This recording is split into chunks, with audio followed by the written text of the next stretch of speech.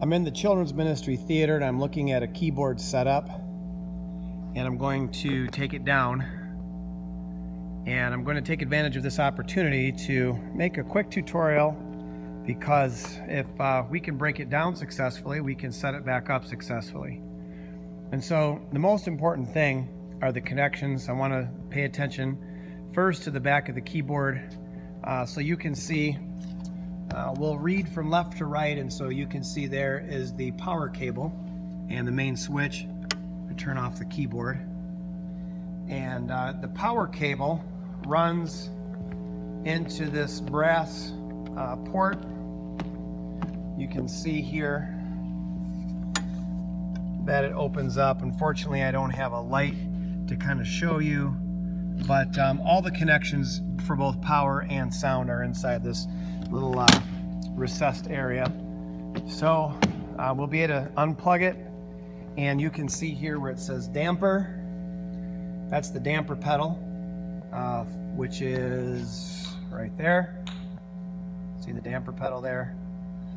And it looks as if this keyboard was plugged in stereo. I know that because the output jacks have a 1/4-inch cable coming out of the right and the left, and you can see each of those 1/4-inch cables are going into a direct box, one for each channel.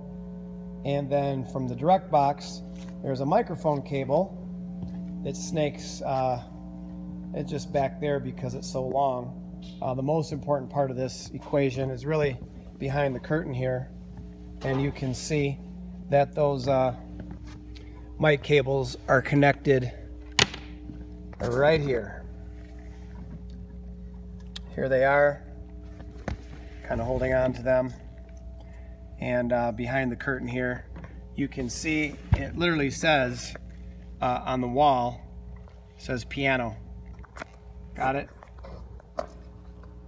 And so to break this down, I'm going to disconnect this mic cable here, this mic cable here, and I'm going to disconnect the other end of those mic cables at the DI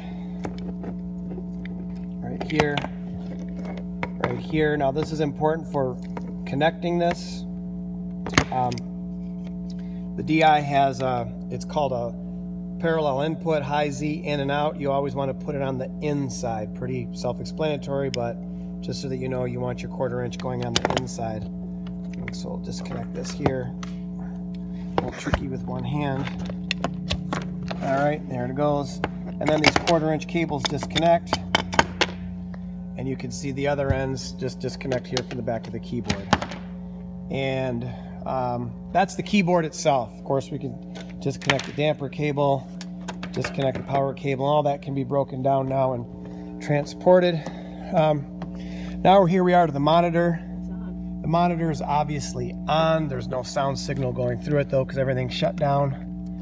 And the best thing to do here is just pull the power cord out of the back of it, and there should be a mic cable. I see it right there. It's kind of hard to see, but there's a mic cable right there in the back.